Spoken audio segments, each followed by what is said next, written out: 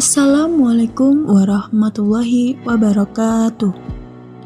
Halo teman-teman, perkenalkan kami dari kelompok 5 kelas 5 PPG Prajabatan Seni Budaya Universitas Negeri Semarang.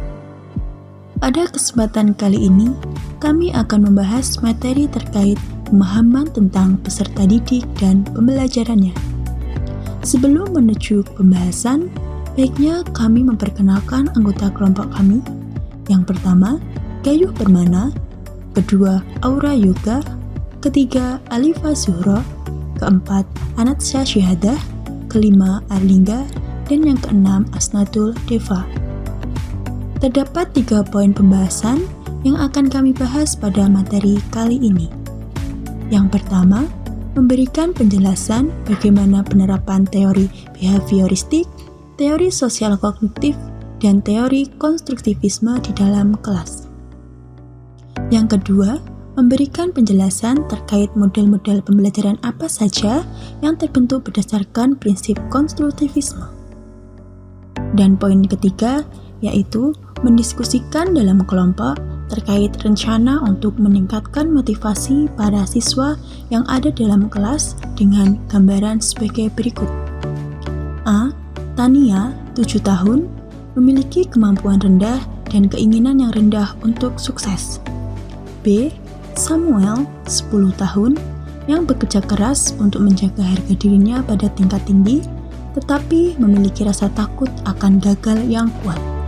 C. Sandra, 13 tahun, yang tenang di kelas dan meremehkan keterampilan mereka. D.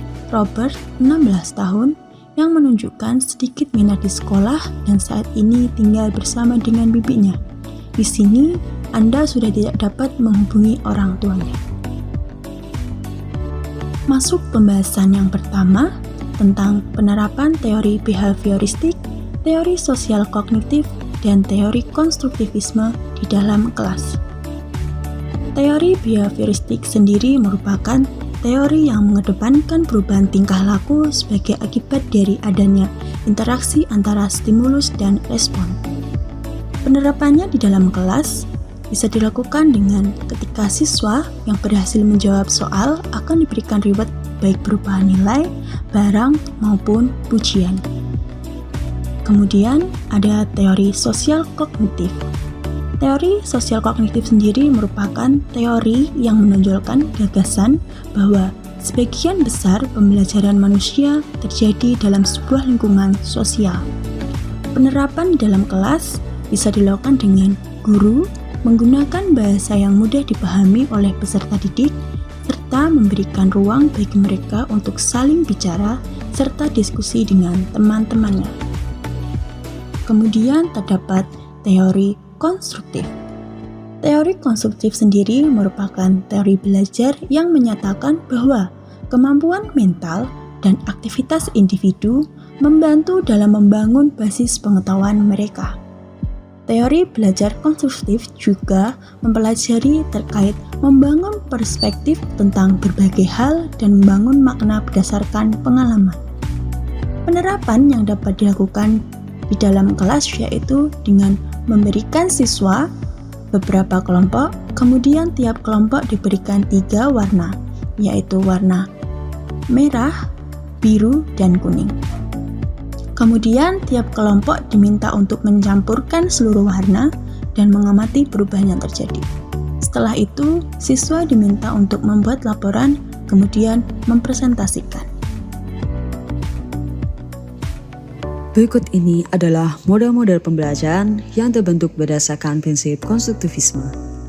Inti dari aplikasi pendekatan konstruktivistik dapat ditemui dalam pembelajaran kooperatif, yaitu model pembelajaran inquiry, model pembelajaran jigsaw, model pembelajaran cooperative scripting, dan model pembelajaran investigasi kelompok. Model pembelajaran jigsaw. Dalam model pembelajaran jigsaw, siswa memiliki banyak kesempatan untuk mengemukakan pendapat dan mengolah informasi yang didapat. Siswa juga dapat meningkatkan keterampilan berkomunikasi.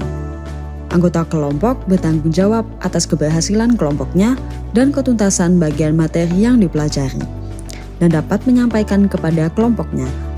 Metode ini melatih kemampuan kognitif maupun sosial siswa di masyarakat. Model pembelajaran inquiry. Inquiry learning adalah metode belajar yang pada prinsipnya mengajak peserta didik untuk aktif bertanya dan bereksperimen secara mandiri selama proses belajar.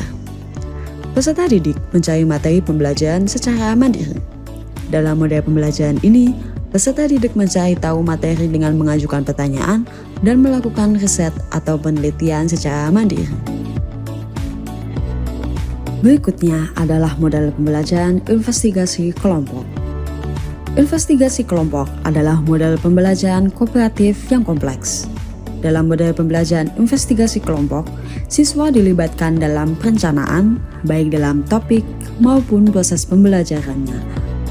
Hal yang membedakan model pembelajaran investigasi kelompok dengan pembelajaran lain, yaitu siswa melakukan penyelidikan permasalahan atau topik khusus, sehingga siswa dapat melakukan interaksi langsung dengan berbagai macam sumber dan menghubungkannya dengan dunia nyata. Model pembelajaran cooperative scripting. Dalam model pembelajaran cooperative scripting, siswa bersama dengan pasangannya memecahkan masalah secara bersama-sama. Siswa dituntut untuk beraktivitas sendiri. Siswa menemukan sendiri suatu konsep atau mampu memecahkan masalah sendiri. Dalam model pembelajaran cooperative scripting, siswa memecahkan suatu masalah dengan mandiri. Selanjutnya, kami akan menjelaskan hasil diskusi dalam kelompok mengenai rencana untuk meningkatkan motivasi para siswa yang ada di kelas dengan gambaran sebagai berikut. Tania, 7 tahun, memiliki kemampuan rendah dan keinginan rendah untuk sukses.